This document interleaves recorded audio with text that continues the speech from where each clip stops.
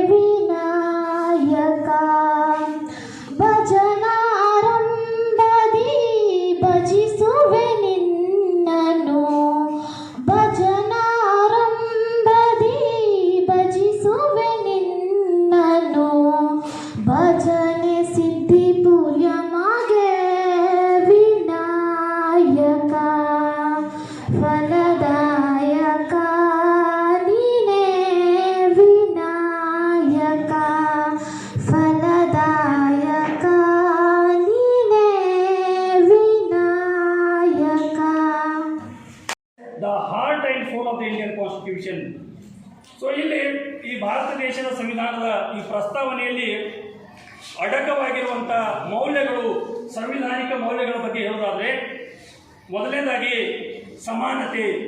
ಈ ಭಾರತ ದೇಶದ ಸಂವಿಧಾನದಲ್ಲಿ ಅಡಕವಾಗಿರುವಂಥ ಮೊದಲನೇ ಮೌಲ್ಯ ಯಾವುದಂದ್ರೆ ಸಮಾನತೆ. Article 14 to 18 of the Indian constitution it explains about equality. Bharat ದೇಶದ ಸಂವಿಧಾನದ 14ರಿಂದ 18ರವರೆಗಿನ ವಿಧಿಗಳು ಈ ಒಂದು ಸಮಾನತೆ ಹಕ್ಕಿನ ಬಗ್ಗೆ ಹೇಳ್ತವೆ. ಭಾರತ ದೇಶದಲ್ಲಿ ನಾಗರಿಕರು ಮತ್ತು ನಾಗರಿಕರ ನಡುವೆ, ಪ್ರಜೆಗಳು ಮತ್ತು ಪ್ರಜೆಗಳ ನಡುವೆ, ಪೌರರು ಮತ್ತು ಪೌರರ ನಡುವೆ, ಜನಸಾಮಾನ್ಯರು ಮತ್ತು ಜನಸಾಮಾನ್ಯರ ನಡುವೆ, ಶ್ರೀ ಸಾಮಾನ್ಯರು ಮತ್ತು ಶ್ರೀ ಸಾಮಾನ್ಯರ ನಡುವೆ ಅವರ ಜಾತಿ, ಮತ, ಪಂಥ, ಕುಲ, ಗೋತ್ರ, ಧರ್ಮ, ಭಾಷೆ, ಲಿಂಗ ಮತ್ತು ಆರ್ಥಿಕ ಸ್ಥಾನಮಾನಗಳ ಹಿನ್ನೆಲೆಯಲ್ಲಿ ಯಾವುದೇ ರೀತಿಯಾದಂಥ ಭೇದ ಭಾವ ಅಥವಾ ತಾರತಮ್ಯವನ್ನು ಮಾಡದೆ ಈ ಭಾರತ ದೇಶದ ಎಲ್ಲ ನಾಗರಿಕರನ್ನು ಸಮಾನರನ್ನಾಗಿ ಕಾಣಬೇಕಂತೇಳಿ ನಮ್ಮ ಭಾರತ ದೇಶದ ಸಂವಿಧಾನದ ಪ್ರಸ್ತಾವನೆ ಅಥವಾ ಪೂರ್ವಪೀಠಿಕೆ ಹೇಳ್ತದೆ. So this the preamble of the Indian Constitution, it says that all the people of the India, they should be treated equally irrespective of their caste, color, race, sex, religion and economic status. ಅದರ ಜೊತೆಗೆ ಈ ಭಾರತ ದೇಶದ ಸಂವಿಧಾನದಲ್ಲಿ ಅಡಕವಾಗಿರುವಂಥ ಎರಡನೇ ಮೌಲ್ಯ ಅಂದ್ರೆ ಸ್ವಾತಂತ್ರ್ಯ. ಭಾರತ ದೇಶದ ಎಲ್ಲ ನಾಗರಿಕರಿಗೆ ವಾಕ್ ಸ್ವಾತಂತ್ರ್ಯವನ್ನು ನೀಡಲಾಗಿದೆ, ಅಭಿವ್ಯಕ್ತಿ ಸ್ವಾತಂತ್ರ್ಯವನ್ನು ನೀಡಲಾಗಿದೆ, ಇನ್ನಿತರ ಸಂಚರಿಸುವಂಥ ಸ್ವಾತಂತ್ರ್ಯ ನೀಡಲಾಗಿದೆ. ಅದರ ಜೊತೆಗೆ ಭಾರತ ದೇಶದ ಪ್ರತಿಯೊಬ್ಬ ಪ್ರಜೆ ತನಗಿಷ್ಟವಾದಂಥ ಧರ್ಮವನ್ನು ಸ್ವೀಕರಿಸುವ, ಆಚರಿಸುವ, ಆರಾಧಿಸುವ, ಪ್ರಚಾರ ಮಾಡುವಂಥ ಸ್ವಾತಂತ್ರ್ಯವನ್ನು ಕೂಡ ಭಾರತ ದೇಶದ ಪ್ರತಿಯೊಬ್ಬ ಪ್ರಜೆಗೆ, ಪ್ರತಿಯೊಬ್ಬ ನಾಗರಿಕನಿಗೆ ನೀಡಲಾಗಿದೆ. ಅದರ ಜೊತೆಗೆ ಭಾರತ ದೇಶದ ಸಂವಿಧಾನದಲ್ಲಿ ಅಡಕವಾಗಿರುವಂಥ ಮೂರನೇ ಮೌಲ್ಯ ಅಂತ ಹೇಳಿದರೆ ಬಹುಮುಖ್ಯವಾಗಿರುವಂಥದ್ದು ಅದು ಸಹೋದರತೆ ಅಥವಾ ಭಾತೃತ್ವ. India it is described as having unity in diversity. Bharat ದೇಶದ ಸಂಸ್ಕೃತಿಯನ್ನು ನಾವು ವಿವಿಧತೆಯಲ್ಲಿ ಏಕತೆಯನ್ನು ಪ್ರತಿಬಿಂಬಿಸುವಂಥ ಸಂಸ್ಕೃತಿಯನ್ನು ಹೊಂದಿರುವಂಥ ಒಂದು ಪವಿತ್ರ ರಾಷ್ಟ್ರ ಅಂತ ಭಾರತ ದೇಶವನ್ನು ನಾವು ಗುರುತಿಸ್ತೇವೆ. ಸೊ ಇಲ್ಲಿ ಭಾರತ ದೇಶದಲ್ಲಿ ವಿವಿಧ ಜಾತಿ, ವಿವಿಧ ಧರ್ಮ, ವಿವಿಧ ಭಾಷೆಗಳನ್ನು ಮಾತಾಡುವಂಥ ಜನರು ವಾಸಿಸ್ತಾರೆ. ಇಲ್ಲಿ ಇತ್ತೀಚಿನ ದಿನಗಳಲ್ಲಿ ನಾವು ಜಾತಿ ಆಧಾರದ ಮೇಲೆ, ಭಾಷೆಗಳ ಆಧಾರದ ಮೇಲೆ, ಧರ್ಮದ ಆಧಾರದ ಮೇಲೆ ಸಾಕಷ್ಟು ಕೋಮು ಗಲಭೆಗಳು ಆಗ್ತಾ ಇರೋದನ್ನು ಕೂಡ ನಾವು ಕಾಣ್ತಾ ಇದ್ದೇವೆ. ಸೊ ಅದರ ಜೊತೆಗೆ ಯುವಕರು, ಯುವತಿಯರು, ಯುವಜನತೆ ರಾಷ್ಟ್ರ ವಿರೋಧಿ ಕೃತ್ಯಗಳಲ್ಲಿ, ಸಂವಿಧಾನ ಬಾಹಿರ ಕೃತ್ಯಗಳಲ್ಲಿ, ಸಮಾಜ ವಿರೋಧಿ ಕೃತ್ಯಗಳಲ್ಲಿ, ಕಾನೂನು ಬಾಹಿರ ಕೃತ್ಯಗಳಲ್ಲಿ, ಭಯೋತ್ಪಾದನಾ ಚಟುವಟಿಕೆಗಳಲ್ಲಿ, ಉಗ್ರಗಾಮಿ ಚಟುವಟಿಕೆಗಳಲ್ಲಿ ಇಂದಿನ ಯುವಕರು, ಯುವತಿಯರು, ಯುವಜನತೆ ಭಾಗವಹಿಸ್ತಾ ಇರೋದನ್ನು ನಾವು ಕಾಣ್ತೀವಿ. ಸೊ ಆ ಒಂದು ಹಿನ್ನೆಲೆಯಲ್ಲಿ ಈ ಸಂವಿಧಾನ ದಿನಾಚರಣೆಯ ಪ್ರಾಮುಖ್ಯತೆ ಏನಂತ ಹೇಳಿದರೆ, ಈ ಭಾರತ ದೇಶದ ಎಲ್ಲ ವಿದ್ಯಾರ್ಥಿಗಳಿಗೆ, ಎಲ್ಲ ಯುವಕರಿಗೆ, ಎಲ್ಲ ಯುವತಿಯರಿಗೆ, ಎಲ್ಲ ಯುವಜನತೆಯರಿಗೆ, ಅದ್ರ ಜೊತೆಗೆ ಎಲ್ಲ ನಾಗರಿಕರಿಗೂ ಕೂಡ ಈ ಒಂದು ಸಂವಿಧಾನದ ಮೌಲ್ಯಗಳ ಬಗ್ಗೆ ಸಮಾನತೆ, ಸ್ವಾತಂತ್ರ್ಯ, ಮೂರನೇದಾಗಿ ಬಹುಮುಖ್ಯವಾಗಿರುವಂಥದ್ದು ಸಹೋದರತೆ ಅಥವಾ ಭಾತೃತ್ವ ಅಥವಾ ಬಂಧುತ್ವ ಎಂಬುವಂಥ ಈ ಒಂದು ಮೌಲ್ಯವನ್ನು ಎಲ್ಲ ನಾಗರಿಕರಲ್ಲಿ, ಎಲ್ಲ ವಿದ್ಯಾರ್ಥಿ ಬಂಧುಗಳಲ್ಲಿ, ಎಲ್ಲ ಯುವಕ ಯುವತಿಯರಲ್ಲಿ ಈ ಮೌಲ್ಯವನ್ನು ಮೂಡಿಸುವಂಥದ್ದು ಅತ್ಯಂತ ಅವಶ್ಯ ಮತ್ತು ಅನಿವಾರ್ಯ ಅಂತ ನಾನು ಭಾವಿಸ್ತಾ ಇದ್ದೇನೆ.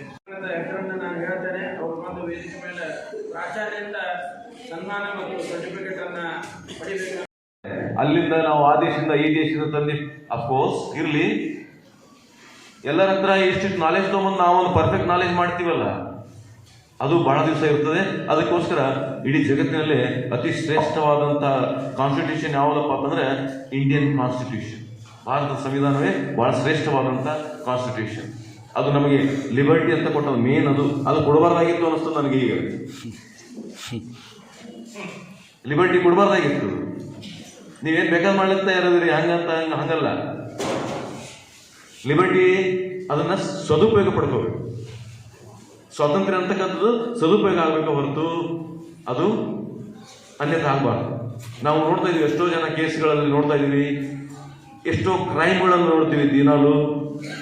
ಅದಕ್ಕೊಂದು ಪೊಲೀಸ್ ವ್ಯವಸ್ಥೆ ಅಂತ ಇದ್ದಾವೆ ಸಮಾಜದಲ್ಲಿ. ನೋಡ್ರಿ, ಪೊಲೀಸ್ ಸ್ಟೇಷನ್ಗಳು ಹೆಚ್ಚಾಗ್ತಾ ಇದ್ದಾವೆ, ಕೋರ್ಟ್ಗಳಲ್ಲಿ ಕೇಸ್ಗಳು ಹೆಚ್ಚಾಗ್ತಾ ಇದ್ದಾವೆ. ಅದು ಏನು ಇಂಡಿಕೇಶನ್ ಮಾಡ್ತದೆ? Criminality is increasing. Why? They don't have any awareness about the rules, regulations of the Indian Constitution. ಆ ಕಾನ್ಸ್ಟಿಟ್ಯೂಷನ್ ಮೇಲಿಂದ ನಾವೆಲ್ಲ ಇಲ್ಲಿ ಕೆಲಸ ಮಾಡ್ತಾ ಇರೋದು. ನಮ್ಮ ರಾಜ್ಯದ ಕಾನೂನುಗಳಿರ್ಬೋದು, ನಿಮ್ಮ ಸ್ಕಾಲರ್ಶಿಪ್ ಇರ್ಬೋದು, ಅಡ್ಮಿಷನ್ ಪ್ರೊಸೆಸ್ ಇರ್ಬೋದು, ಇನ್ನೂ ಹಲವಾರು ಕಾರ್ಯಕ್ರಮಗಳು ನಾವು ಮಾಡ್ಕೊತೀವಿ. ಅದು ಎಲ್ಲ ಎದ್ರ ಮೇಲೆ ನಿಂತದೆ? Fundamentally on constitution only. You are enjoying actually. But ನೀವೇನು ಮಾಡ್ತಾ ಇದ್ದೀರಿ? ಅದನ್ನು ದುರುಪಯೋಗ ಮಾಡ್ಕೊತಾ ಇದ್ದೀರಿ. ಹೌದಾ? ರೆಗ್ಯುಲರ್ ನನ್ನ ಡ್ಯೂಟಿ ಏನಿದೆ? What is my duty? Fundamental duty. What is my? I am A teacher. Of course ಈಗ ಒಂದು ಅಡ್ಮಿನಿಸ್ಟ್ರೇಷನ್ನಾಗ ಬಂದಿದ್ದೀನಿ. ಟೀಚರ್ಗೆ ಏನು ಬೇಕು? ಶ್ರದ್ಧೆ, ನಂಬಿಕೆ, ವಿಶ್ವಾಸ, ಹಾರ್ಡ್ ವರ್ಕು, ವಿದ್ಯಾರ್ಥಿಗಳಿಗೆ ಒಳ್ಳೆಯ ಶಿಕ್ಷಣ ಆಗಿರಬೇಕು. ಬಂದವರಿಗೆ ಹಾಗೆ ಕಳಿಸಬಾರ್ದು, ಗೈಡ್ ಮಾಡಬೇಕು, ಅವರಿಗೆ ಒಂದು ಸರಿಯಾದ ದಾರಿಯನ್ನು ತೋರಿಸ್ಬೇಕು.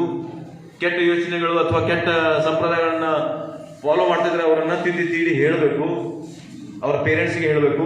ಇಂಥ ಕೆಲಸ ನಾವು ಮಾಡಬೇಕು as A teacher. As A student ನೀವೇನು ಮಾಡಬೇಕು? ಎಲ್ಲಿ ಹೋಗ್ಬೇಡಪ್ಪ ಅಂತಂದ್ರೆ ನಾ ಅಲ್ಲಿ ಹೋಗೋತೀನಿ, ಜಲ್ದಿ ಬಸ್ಸಿಗೆ ಊರಿಗೆ ಹೋಗ್ಬೇಡಪ್ಪ ಅಂದ್ರೆ ನನಗೆ ಮುಂದೆ ಬಸ್ ಇಲ್ಲ, ಯೂನಿಫಾರ್ಮ್ ಹಾಕೊಂಬ ಅಂದ್ರೆ ಇಲ್ಲ ಇವತ್ತು ಹೋಗ್ಲಿಕ್ಕೆ ಹಾಕೀನಿ.